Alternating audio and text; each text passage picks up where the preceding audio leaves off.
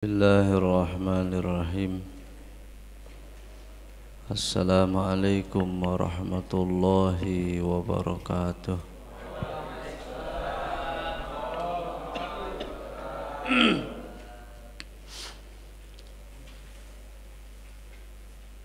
Alhamdulillahilladzi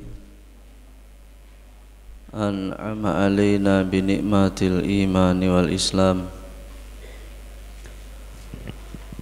Asyhadu an la ilaha illallah wahdahu la syarika lah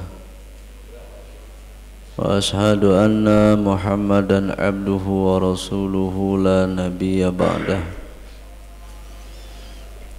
Allahumma salli wa sallim wa barik ala sayyidina Muhammadin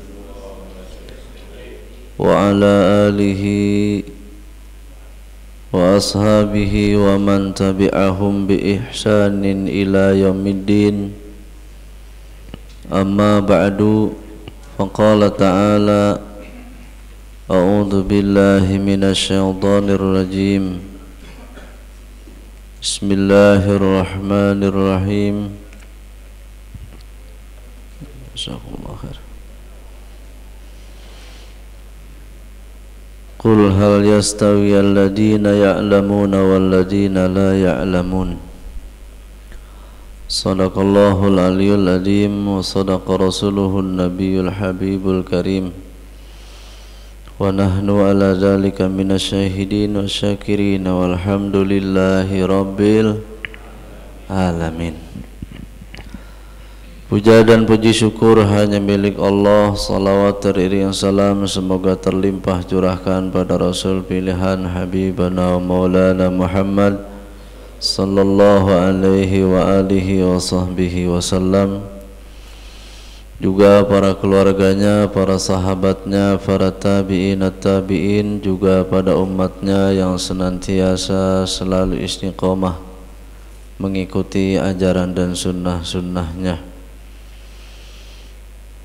Bagi orang yang senantiasa selalu menjaga sunnah Nabi sallallahu alaihi wasallam ketika fitnah zaman mulai bermunculan,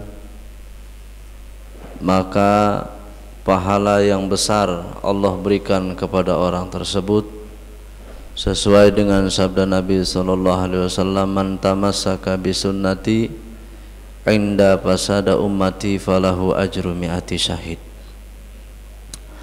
Man, siapa orang tamassaka yang berpegang teguh bisunnati dengan sunnahku, inda fasada ummati ketika keadaan umat sudah mulai banyak kerusakan, baik rusak akidahnya, rusak pergaulannya, rusak bicaranya, semua serba rusak. Tapi kita tetap istiqomah menjaga sunnah Nabi sallallahu alaihi wasallam. Maka kata Nabi, falahu ajru mi'ati syahid. Orang yang model begitu, ya, banyak mana ini yang ya. Wah, orang yang model gitu tuh, yang ketika keadaan zaman udah mulai rusak, ya, umat bukan cuman umat Islam doang, ya, ukhuwah Islamiyahnya mulai dirusak, ukhuwah basyariyahnya mulai diacak-acak, ukhuwah watoniyahnya pun sudah mulai dipecah belah. Tapi tetap kita pada ngikutin sunnah Nabi, menjaga ukhuwah baik basyariyah, watoniyah, Islamiyah, tetap kita jaga. Nah, yang model begitu falahu ajru mi'ati syahid, berhak mendapatkan ganjaran 100 orang yang mati syahid. Makanya kudu pinter-pinter ngejaga sunnah sekarang, minimal ya. Banyak sunnah Nabi yang kita lewatin. Kalau masuk ke kamar mandi jangan lepas daripada alas kaki, sendal. Ini dalam kitab ini dijelasin, ya. Salah satu perkara yang mewarisi seseorang punya penyakit waswas, ragu, Pakai juga ini. Oh, di bawah aja nggak apa-apa ya. Pakai. Takut kelilit kabel saya. Ya, sampai di mana tadi? Was-was. Ya. Orang kalau kepengen dihilangin sifat keraguan-raguan dalam segala hal, kalau mau masuk ke kamar mandi ataupun ke toilet, jangan pernah lepas yang namanya sendal dan tutup kepala. Minimal di kamar mandi itu harus ada sendal. Kalau kita mau masuk ke kamar mandi, kalau ada anduk kita tutupin. Atau kalau bagaimana kalau mandi, atau mandi mah dibuka semua, masa kita kudu basah-basahan kan gitu ya. Jadi kalau masuk kamar mandi kita tutupin kepala kita, sendal kita pakai ya. Apa tujuannya? Tujuannya untuk meminimalisir ya sifat ragu-ragu. Kita kalau mau ngelakuin sesuatu kudu dihitung dulu, jadi kagak gitu. Bener nggak? Ngitung kancing gitu kadang, berangkat enggak berangkat ya. Akhirnya enggak berangkat, ya kan? Part terakhir enggak, dimulai dari enggak berangkat, yang enggak berangkat jadinya. Nah gitu. Ya. Jamaah dirahmati Allah. Jadi di zaman model begini nih, kudu pinter-pinter ngejaga sunnah. Ya. Segenap kepengurusan Masjid Raudhatul Jannah yang sama-sama saya hormati dan saya muliakan. Ya. Seharusnya nih malam saya sore nih sudah ada di Kerawang ya. Karena jauh sebelumnya saya sudah dipinta untuk ngisi pengajian, ya udah bismillah deh, urusan keluarga belakangan. Gitu ya. Karena sudah hampir dari semenjak libur sekolah, anak dan istri saya ada di Kerawang. Jadi ini petakan kagak dilongok-longok, Pak. Ya, jamaah yang dirahmati Allah, udah kita stop bicara petakan ya. Sekarang waktunya kita ngaji. Nah, pada kesempatan malam hari ini kita insya Allah akan sedikit belajar memahami karakter setiap orang. Agar apa? Agar kita tidak mudah memandang rendah orang.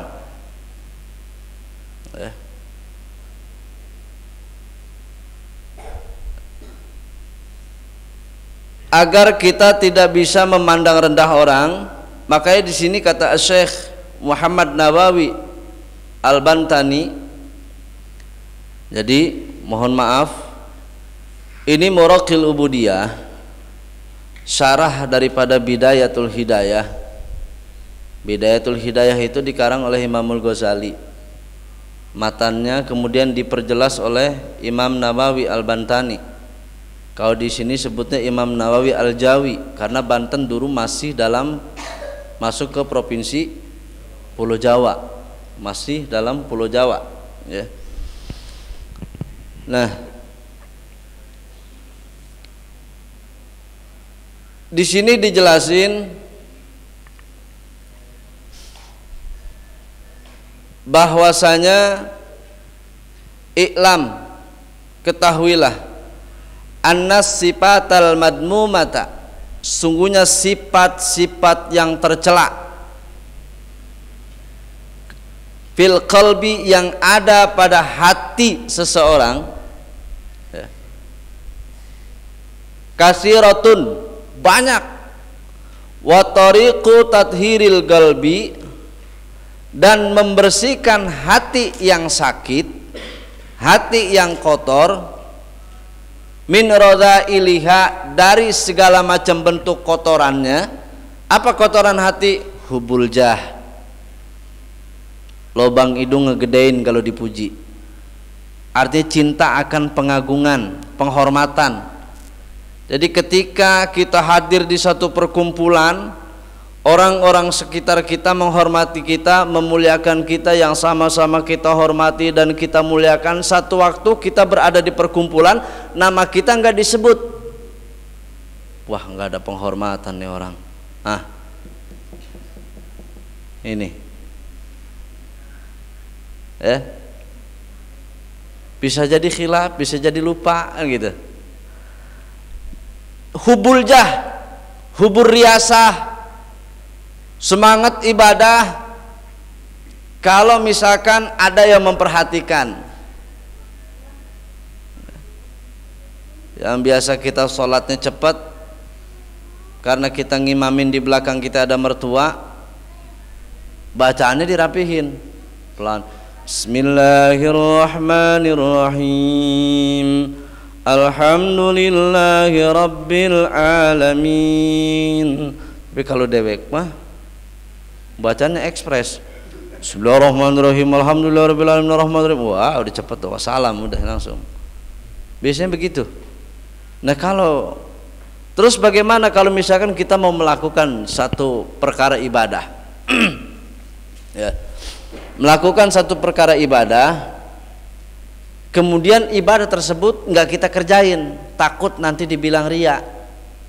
Misal nih, pada subuh sini setiap hari Ahad misalkan nggak ada yang tadarusan pakai speaker, tiba-tiba kita pengen pakai speaker, ya kan? Ntar kalau misalkan gue tadarus Quran nih pada subuh pakai speaker, kira-kira ntar orang ada yang ngomongin pengen dikata apa sih? Akhirnya ibadah itu kita tinggalin. Tarkul amal li ajlir riya fahuwa riyaun. Meninggalkan ibadah karena takut disebut riya, itulah riya. Jadi udah, hati ini nggak bakal bisa lurus kalau nggak dilatih, Pak. Ya. Jadi jangan sampai kita gua hujan-hujan ke masjid baik, dibilang rajin takut apa, akhirnya kita ke masjid. Nah, kita menuduh orang, oh pengen dikata apa sih ria? Kita lah pelaku ria sebenarnya. Meninggalkan ibadah karena takut dibilang ria, itulah pelaku ria.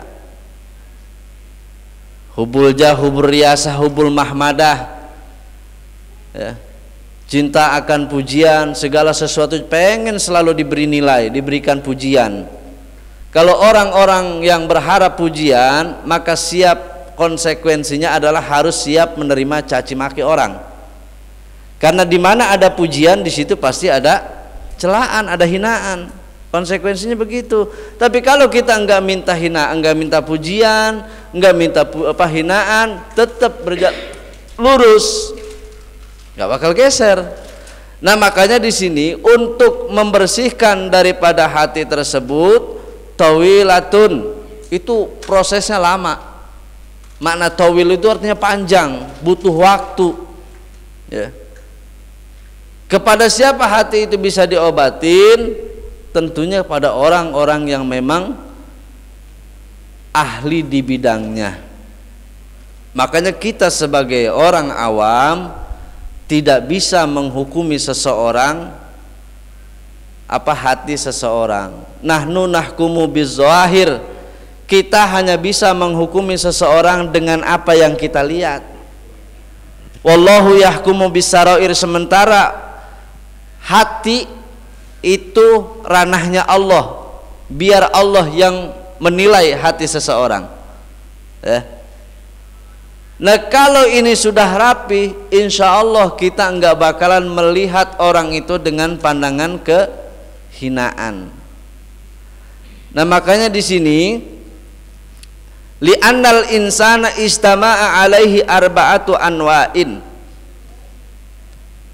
Nah, ntar di sini nih kita bakal tahu nih, boleh enggak kita ngebenci orang yang ngelakuin dosa, orangnya, pelakunya boleh enggak kita benci, nah, li'annal insana sesungguhnya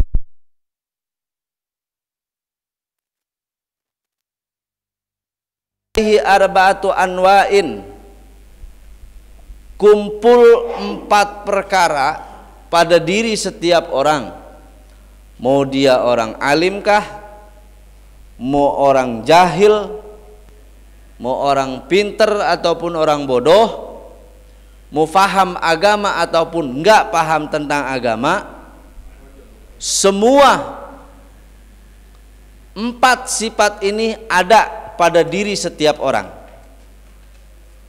termasuk yang ngomong. Ada 4 sifatnya semua. Jadi kalau kita tahu 4 sifat ini, bagaimana cara kita memandang orang? Karena siapapun yang mengajar, nggak ada yang ngajarin kebencian, nggak ada. Semua mengajarkan kasih sayang. Wa ma arsalnaka illa rahmatan lil alamin. Nabi diutus buat menyebarkan kasih sayang.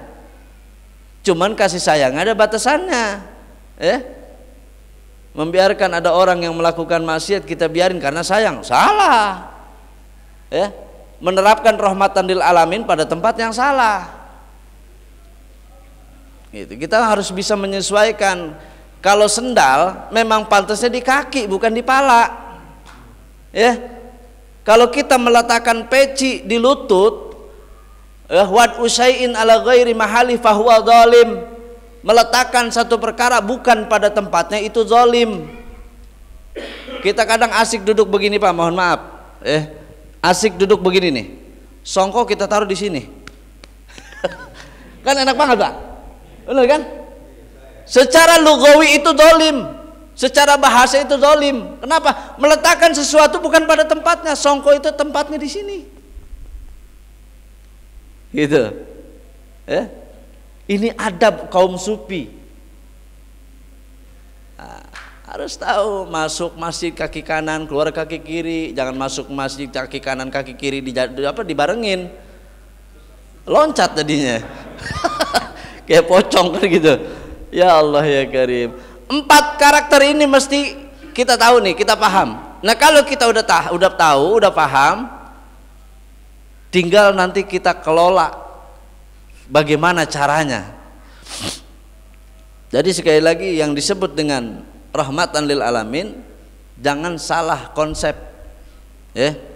Jangan salah konsep. Banyak Al-Quran menjelaskan tentang rahmatan lil alamin, tentang karakter Nabi sallallahu alaihi wasallam. Di Maulid Diba, Syekh Abdurrahman Ad-Dibai menceritakan karakter Nabi sallallahu alaihi wasallam, wa ya'fu anidan bi idakana fi haqqihi wa sababih. Nabi selalu memaafkan kesalahan orang yang berkaitan dengan dirinya.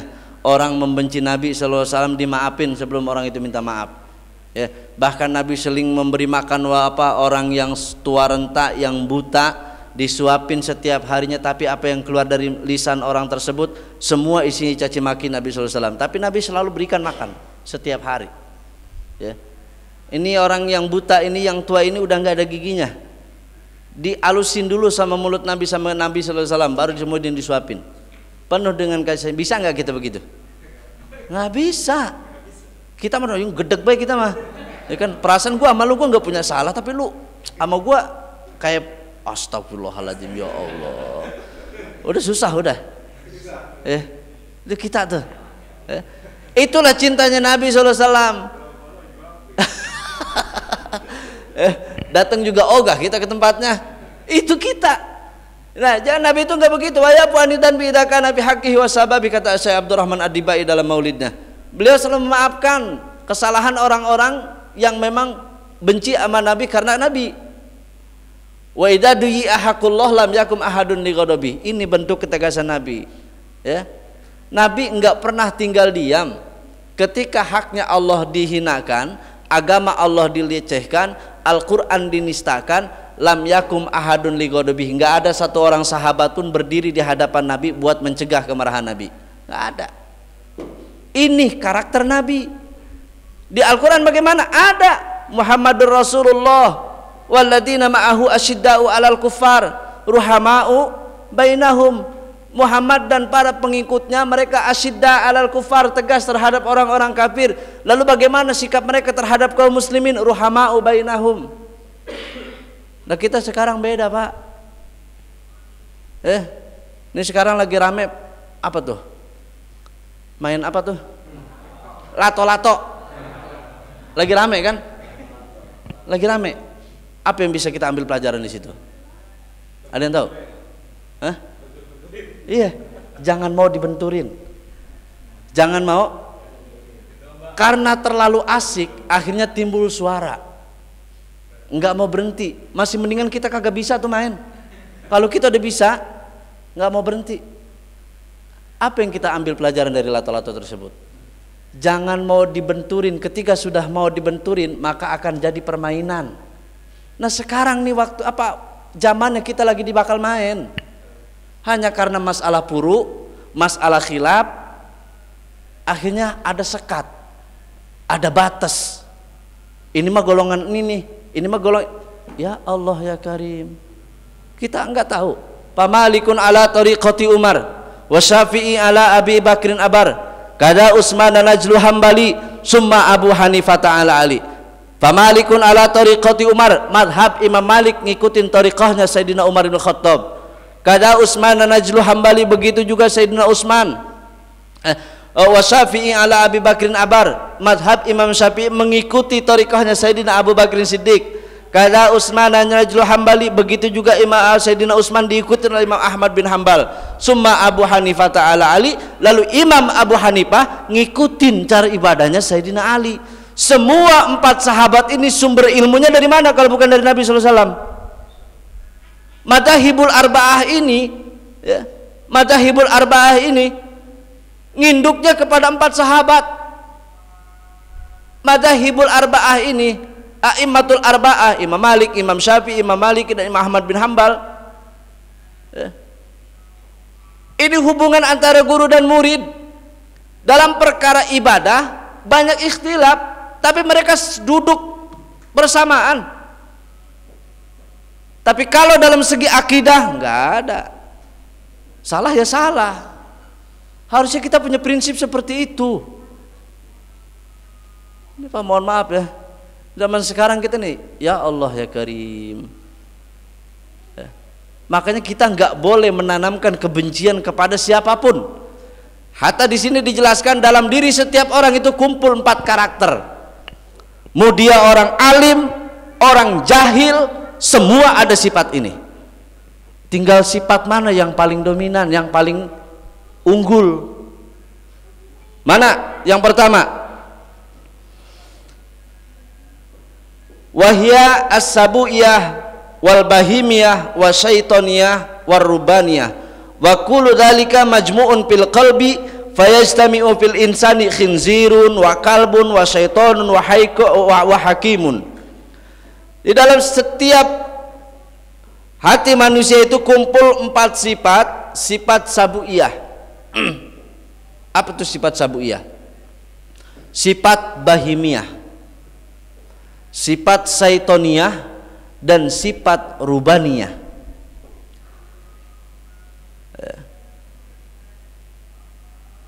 Wa kullu dzalika majmu'un fil qalbi, dan setiap sifat tadi yang ada 4 kumpul dalam hati manusia. Ini kita kumpul dalam hati kita semua.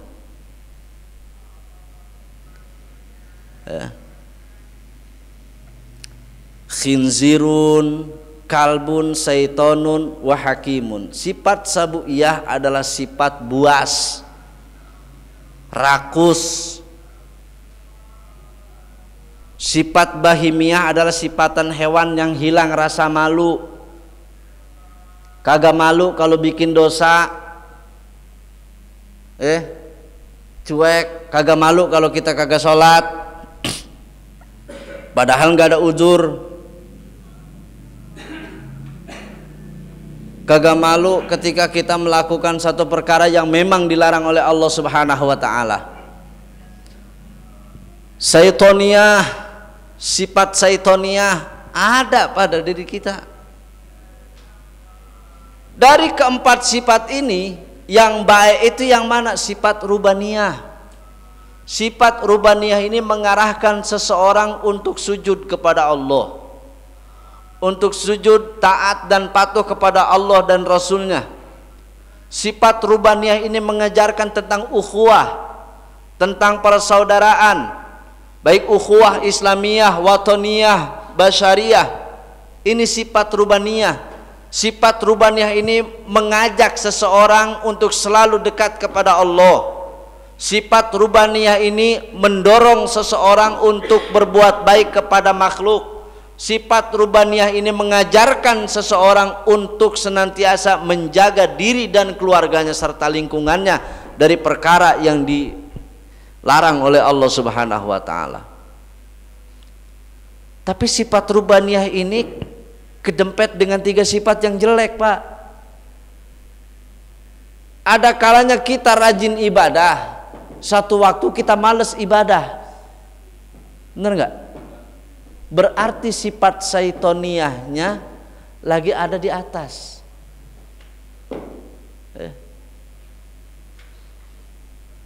Lagi ada di atas. Satu waktu biasanya kita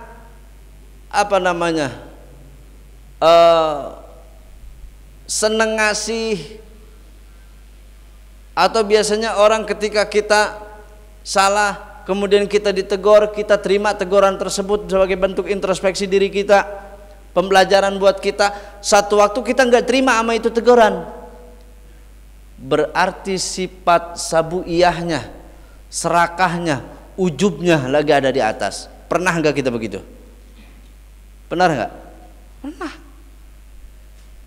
Apalagi orang yang sudah punya pangkat, punya jabatan, ustadz misalkan, salah, kemudian ditegur, "Ustadz, mohon maaf itu salah." Apa jawabnya ustadz? Tahu apa sih? Bisa nyalahin? Tar dulu. Kata Imamul Ghazali, beliau mengatakan, min fitnatil alim ahabba ayyakuna kalamuhu ahabba alaihi minal istima. Sebagian fitnah yang sering terjadi pada orang alim, kata Imamul Ghazali ini, sebagian fitnah yang sering terjadi pada diri seorang ustadz, orang alim lah intinya, ayyakuna kalamuhu ahabba ilaihi minal istima. Omongannya lebih dia sukai, lebih dia senengin daripada dia mendengarkan kata orang. Ini saya salah, ya. Kemudian saya ditegur, "Saat mohon maaf itu salah, itu bukan hadis, tapi ini maqalah ulama." Apa jawaban saya? "Sampean tahu apa sih? Yang ngaji kan saya." Oh, ini bahaya. Kita sudah kemakan fitnah. Fitnah kedudukan, fitnah jabatan.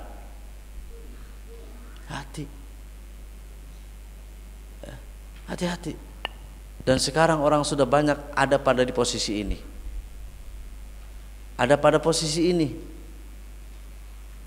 Sudah terlanjur banyak pengikut, banyak jamaah, ketika bikin salah ditegur nggak nerima, sifat sabuiyahnya ada di atas.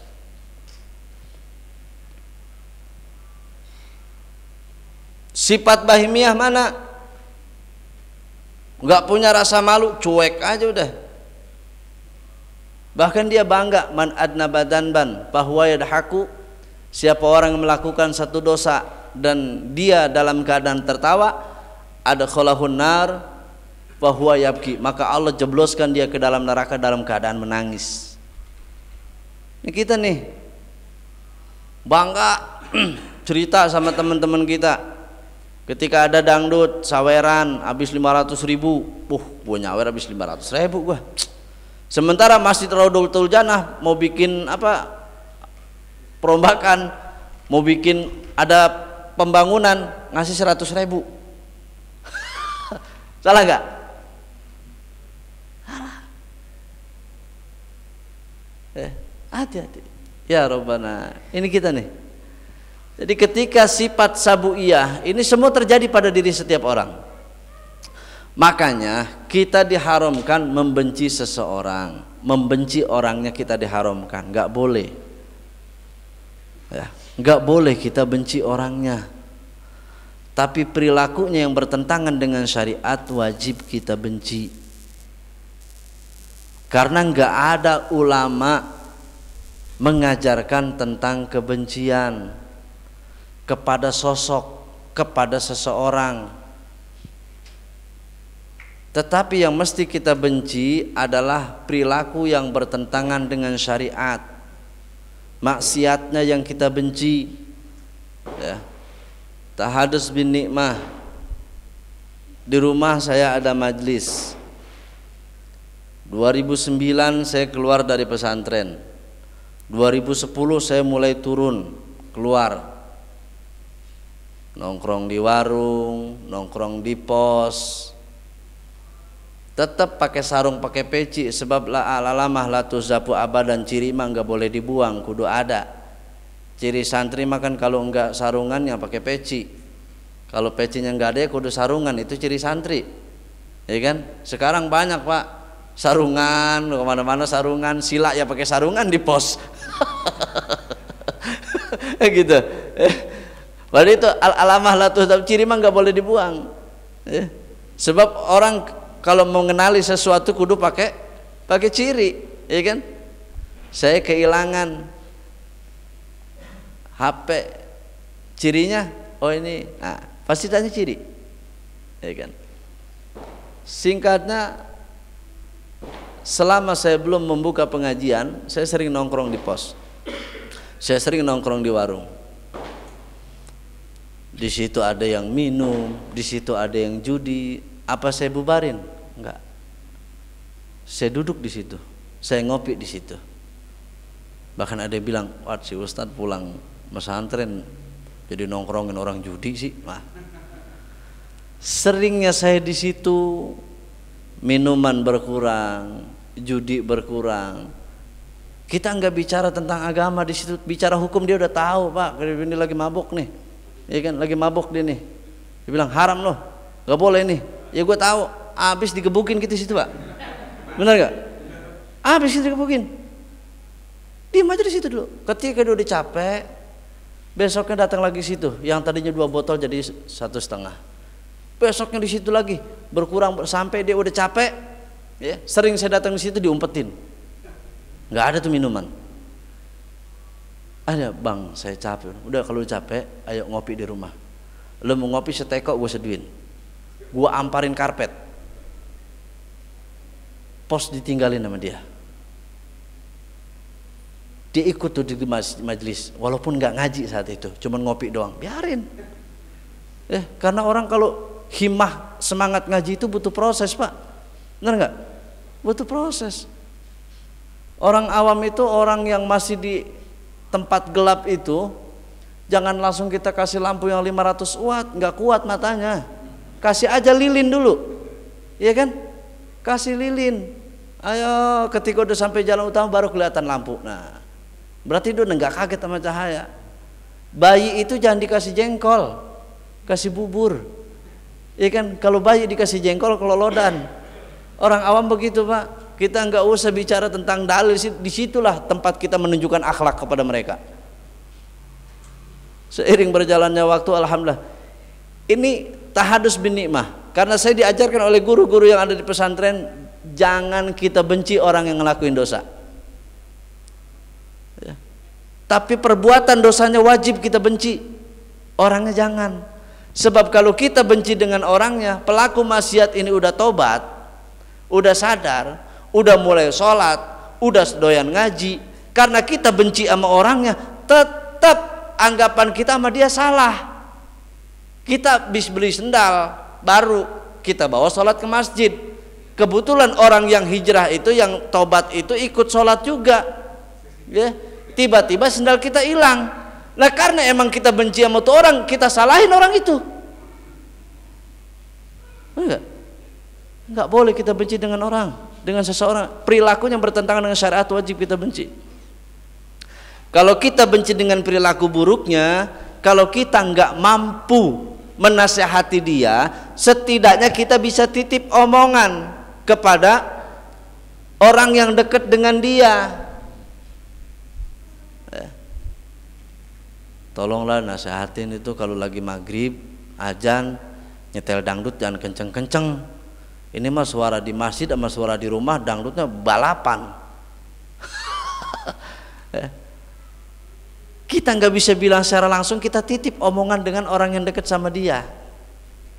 Kalaupun kita nggak bisa titipkan omongan, ketika ada orang yang menasehati dia, kita senang. Karena kita nggak benci dengan orangnya, tapi benci dengan perilaku buruknya.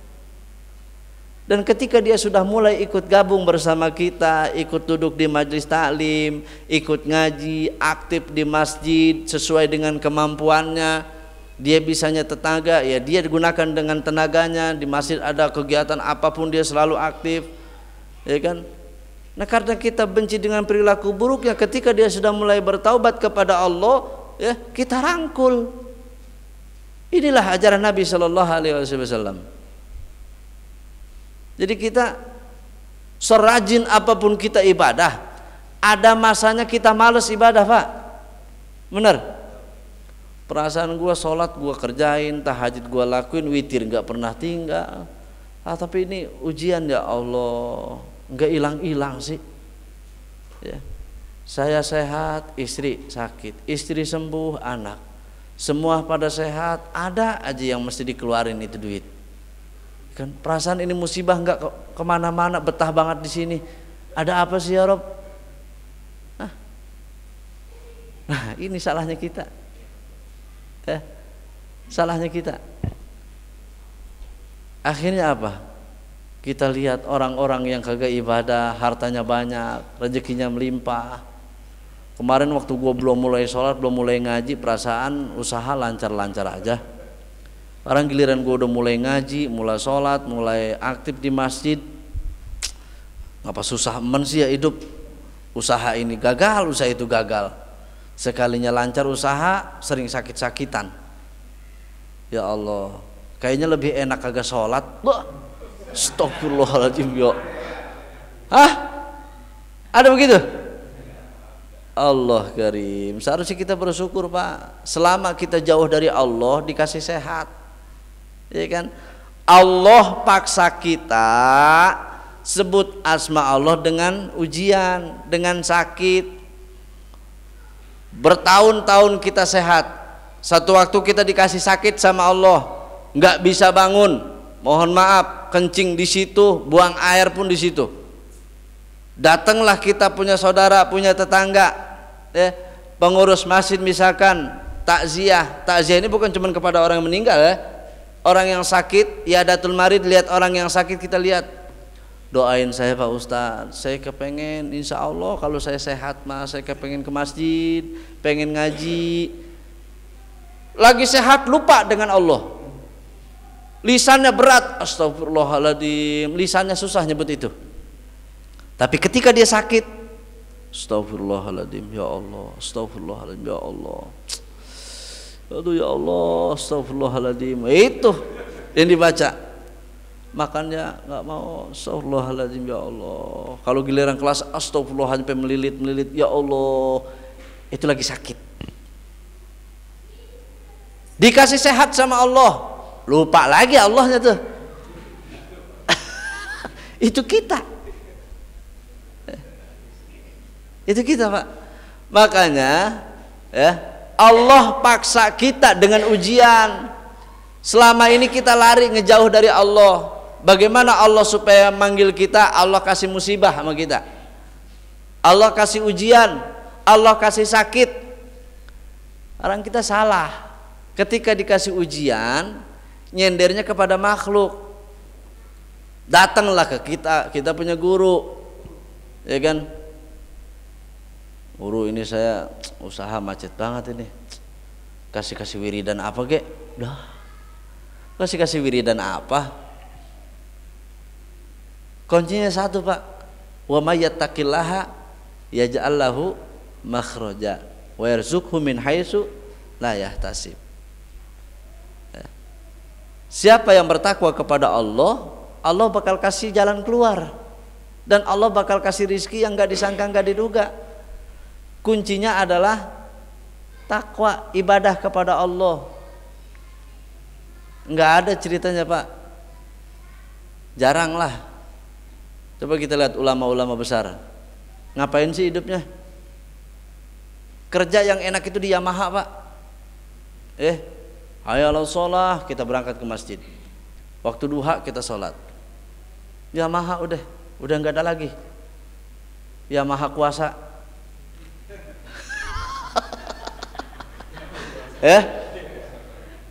Kerja enakan di situ Pak. Emang sholat buat apa? Ibadah kita buat apa? Mancing buat Allah kasih rezeki, nggak kudu dipinta. Rajin ibadah, rajin sholat, kerjain perintah Allah, tinggalin larangannya, rezeki ngalir. Itu namanya kerja kita di ya Maha Kuasa udah. Bingung dia. Jadi ya Maha. Ya Maha. Ya deh. Ya Maha Kuasa. Allah Karim. Ya, itu Pak. Makanya biar kita bisa menjaga karakter kita, sifat sabuiyah ini adalah sifat serakah, egois, nggak mau ngalah. Orang yang memiliki sifat egois, ada kalanya sifat egoisnya turun, rubaniyahnya yang naik, jadinya dia ngalah. Ya kan gitu. Sifat bahimiyah, orang yang biasanya cuek, orang yang sering bikin dosa, bikin maksiat, di hati kecilnya kepengen dia apa duduk bareng sama kita ngaji. Cuma dia nggak tahu mulainya dari mana. Nah, kalau kita memandang rendah orang yang seperti itu, melihat mereka dengan pandangan kehinaan, mau sampai kapan dia berada di situ? Tarik sama kita pelan-pelan dengan kita punya akhlak, dengan kita punya bahasa. Insya Allah. Ini terkadang kita, ya Allah, suka salah Pak. Kita sering sholat, ya. Ketika ada orang yang baru mulai ke masjid, tumben, loh. Akhirnya apa? Nggak datang lagi, karena dibilang tumben. Pantesan nih kagak hujan, udah datang. Ya Allah, jangan begitu. Istimewakan dia, ya. Sambut. Jadikan majlis taklim, majlis mudzakarah, masjid, musola sebagai tempat yang paling tenang. Punya banyak masalah di rumah, di kerjaan, lari ke musola, lari ke masjid, lari ke majlis taklim, masalah hilang. Pulang ada lagi. Ya kan? Pulang, alhamdulillah hilang. Kagak, puyeng-puyeng juga. Gitu. Setidaknya kita bisa tenangkan pikiran kita, bisa cari solusi keluar dari zona yang kagak nyaman itu, ya kan? Jangan kita lagi ada masalah, kita yang ada di masjid, kita yang ada di majelis taklim, yang ada di musola, kita punya masalah, datang ke masjid, ke musola, pengen selesai itu masalah, tambah masalah baru, dibilang tumben lah, ya Allah, itu kan masalah baru buat kita Pak, benar nggak? Masalah baru buat kita. Nah, jadi jamaah yang dirahmati Allah, jadi keempat sifat ini, sabuiyah adalah egois, rakus, nggak mau ngalah, pengennya bener kata dewek, soleh menurut dia, bukan soleh menurut agama. Soleh menurut kita kan beda Pak. Dia mau ibadah mau kagak, yang penting adanya dia enggak bikin rusuh, ya, baik sama tetangga, baik sama lingkungan, aktif di lingkungan, dia kagak minum, kagak judi, kagak main perempuan, baik, cuman satu, dia kagak ibadah, tapi dia muslim, dia enggak sholat, bukan soleh namanya, kecuali kalau emang dia namanya soleh. Itu salah namanya. Definisi soleh dalam Islam adalah al-qaim bi hukukillah wa hukuki ibadi. Hak Allah dia tunaikan, hak hamba pun dia lakukan. Dia sholat, dia puasa, dia baca Quran. Orang-orang yang berada di sekitar dia merasa nyaman akan adanya dia. Keberadaan dia membuat nyaman, ketiadaannya dirindukan. Itu orang-orang soleh. Nah, kalau kita adanya kita orang was-was, kagak adanya kita, kadang habis dari situ ada aja yang hilang, korek lah. Astagfirullahaladzim. Nah, kita belum bisa terus jadi orang soleh. Secara definisi aja kita belum masuk Pak. Ya, benar nggak? Belum masuk. Definisi soleh kita belum masuk Pak. Ya. definisi Islam aja kalau kita lariin ke kaidahnya, al khudu wal inqiyadu bil lima ukhbir Rasulullah SAW, taat patuh tunduk terhadap apapun yang disampaikan oleh Nabi SAW. Dan Nabi perintahkan kita buat ngaji, kita mengajar ada males. Definisi Islam itu al khudu, taat patuh tunduk, wal inqiyadu dan terikat. Lima ukhbir Rasulullah SAW terhadap apa yang disampaikan oleh Nabi SAW. Itu lah kita sering ngebuka ikatan itu. Ketika Allah perintah hayya 'alas shalah, saking sibuknya kita udah besok ke Johor mah ada lagi. Akhirnya kita nggak sholat. Besoknya kita nggak sampai ke Johor. Mati kita. Hah?